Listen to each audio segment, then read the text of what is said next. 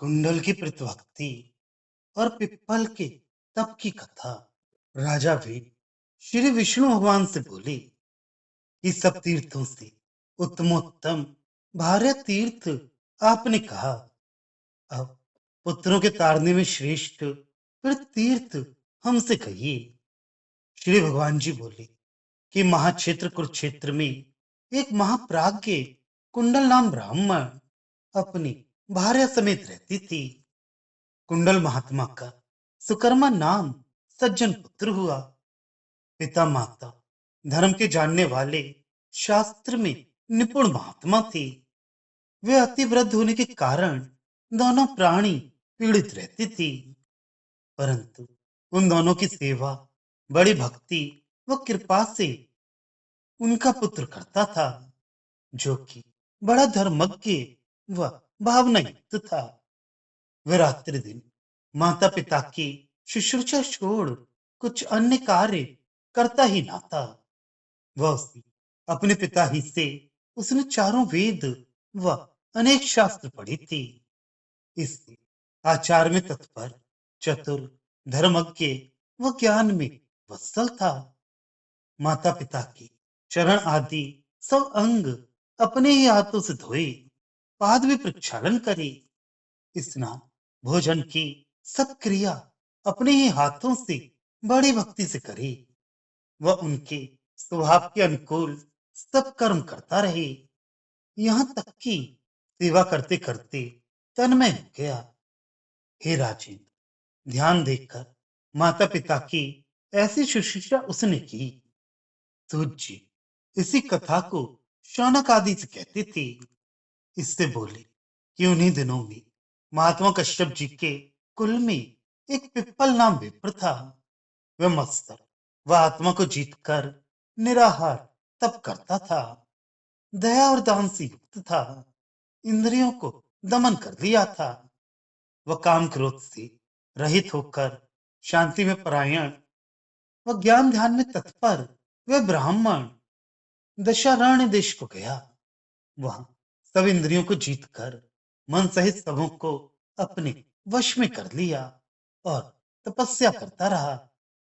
उसके तप के प्रभाव से सुंदर युग में लड़ाई छोड़कर प्राणी सगे भाइयों के समान बसते थे। मुनि लोग उसकी तपस्या देखकर विस्मय करते थे कि किसी ने ऐसा तप नहीं किया जैसा इस मुनि ने किया। इंद्रादि देवता बड़े विस्मय को प्राप्त हुए। इसकी तपस्या बड़ी तीव्र, श्रम, इंद्रिय संयम, निर्विकार, उद्वेगहीन, काम क्रोध रहित, शीत वात घाम को सहता हुआ पर्वत की भांति स्थित था। विषय में विमुख, धीर मन से अतीत संग्रह था। जब वह दुस्सप्तम किसी का शब्द सुनता तो उस स्थान को छोड़ अन्यत्र चला जाता। वह वहां एकाग्र मन करके ब्रह्म के ध्यान में मग्न हो जाता। इससे उसका कमल समान मुख सदा आनंद युक्त रहता। यहाँ तक कि सुस्थिर हो ध्यान करते करते वह धर्म वत्सल पत्थर व काष्ठ के समान हो गया। चेष्टा रहित पहाड़ की भांति स्थित वो हो गया। तपस्या से क्लेश युक्त शरीर अत्यंत श्रद्धावान, निंदा रहित था। इस प्रकार का वह ध्यान करते करते उसको सहस्त्र वर्ष बीत गए। इससे चूटियों ने उसके ऊपर वामी व व्योमर लगाई। उस वामी के बीच में बैठा हुआ वह पिप्पल जड़ की भांति स्थित होकर बड़ा तप करता रहा। वह उसके ऊपर से काले सर्प सब ओर से लिपट गए और पिप्पल को काटते हुए, परंतु उस उग्र तपस्वी के अंगों में अति उलवण सर्पों का विष प्रवेश न कर सका, न उसके सुकुमार अंगों को भेदन ही कर सका। उस ब्राह्मण के तेज से सर्प शांति को प्राप्त हो जाते थे। वह उसके शरीर से प्रकाशित तेज से युक्त बहुत ज्वाला निकलने लगी, जैसे कि अग्नि से लपकें निकलती हैं। वैसे ही उस तपस्वी के अंगों से जैसे ईंधनों के बीच में प्रवेश करा के अग्नि प्रकाशित होता है, और जैसे मेघों के बीच में प्रवेश कर किरणों से सूर्य प्रकाशित होता है, वैसे ही वह ब्राह्मण वामी के बीच में तेज से प्रज्वलित होता था। सर्प लोग बड़े क्रोध से अपने विषारी दांतों से काटते थे, परंतु उस विप्र के शरीर के चर्म को नहीं छेद सकते थे। हे राजेंद्र, इस प्रकार तप करते करते सहस्त्र वर्ष बीत गए। वह महात्मा मुनि वैसे ही त्रिकाल बराबर तप करता रहा। शीत, घाम व वर्षा अपने ऊपर सहता रहा। वह उस महात्मा ने वायु भक्षण के विशेष और कुछ भक्षण नहीं किया। 3 सहस्त्र वर्ष तक वायु भक्षण किए तप करता रहा। तब देवताओं ने उसके सिर पर पुष्पों की वर्षा की। वह कहा कि हे महाभाग, तुम ब्रह्मज्ञ हो, वह धर्मज्ञ हो, इसमें कुछ संदेह नहीं है। वह सर्व ज्ञानमय हो, सो अपने ही कर्म से तुम ऐसे हुए हो। इसलिए जो जो मनोरथ तुम चाहते हो, सब तुमको प्राप्त होंगे, अन्यथा नहीं कहते। वह सब काममय सिद्धि तुमको अपने आप होगी। पिपल महात्मा ने ऐसे वचन सुना तो भक्ति से मस्तक झुकाकर सब देवताओं को प्रणाम कर बड़े हर्ष से युक्त होकर देवताओं से यह वचन बोला कि ये सब विश्व हमारे वश में जैसे हो जाए। हे देवेंद्र, ऐसा आप करें, वह हमको सब विद्या आ जाए। हे नृपोत्तम, ऐसा कहकर वह वेदा भी विश्राम कर रहा। देवताओं ने कहा, सब ऐसा ही होगा जैसा तुम चाहते हो। इस प्रकार का वर देकर देव सब चले गए।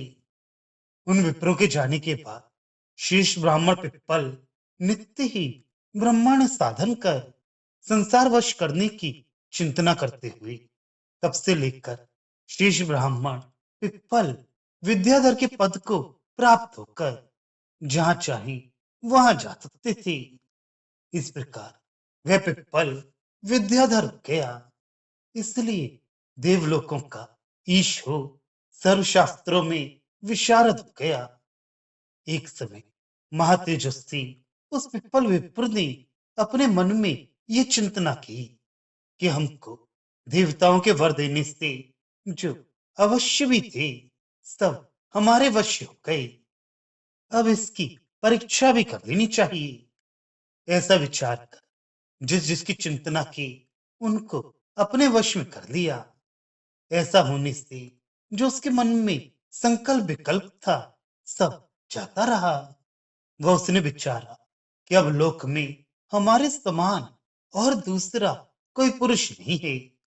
सूर्य शौनक आदिकों से बोली कि जब महात्मा पिप्पल ने अपने मन में ऐसी कल्पना की, तब उसके मन का भाव जानकर एक सारस पक्षी तालाब के किनारे अच्छे स्वर से पिप्पल से बोला कि इस प्रकार क्यों अभिमान करते हो? सबके वश की आत्मा की सिद्धि हम नहीं मानते। वश्यावश्य इस अर्वाचीन कर्म पराचीन को तुम नहीं जानते हो। हे पिप्पल, तुम मूढ़ बुद्धि हो। तुमने 3 सहस्त्र वर्ष तपस्या की है, उसी से व्यर्थ अभिमान करती हो। कुंडल का धीर बुद्धिमान सुकर्मा नाम जो पुत्र हुआ, उसके सब संसार वश हो गया। सो इस समय सुनिए, अर्वाचीन पराचीन को वही बुद्धिमान जानता है। हे पिप्पल, संसार में उसके समान ज्ञानी नहीं है। कुंडल के पुत्र सुकर्मा के सदृश तुम नहीं हो। उसने ना तो दान दिया, न ज्ञान की परचिंता कभी की, न हो यज्ञ आदि कोई कर्म किया, न किसी तीर्थ यात्रा के लिए गया, न अग्नि की उपासना की। वह विप्र, न कभी उसने उत्तम धर्म सेवन किया, सदा सच्चनचारी बना रहा, वह ज्ञानात्मा भी बना रहा, परंतु पिता माता की सेवा सदैव की, वेदाध्ययन किया, सब शास्त्र के अर्थ को जाना। इससे हमारे मत से जिस प्रकार उस सुकर्मा नाम बालक के ज्ञान है, वैसा ज्ञान तुम्हारे नहीं है। वृथा क्यों अहंकार करते हो? यह सुन पिप्पल ब्राह्मण उस सारस से बोला कि आप कौन हैं जो पक्षी का रूप धारण कर हमारी ऐसी निंदा करते हैं? हमारे ज्ञान की क्यों निंदा करते हो?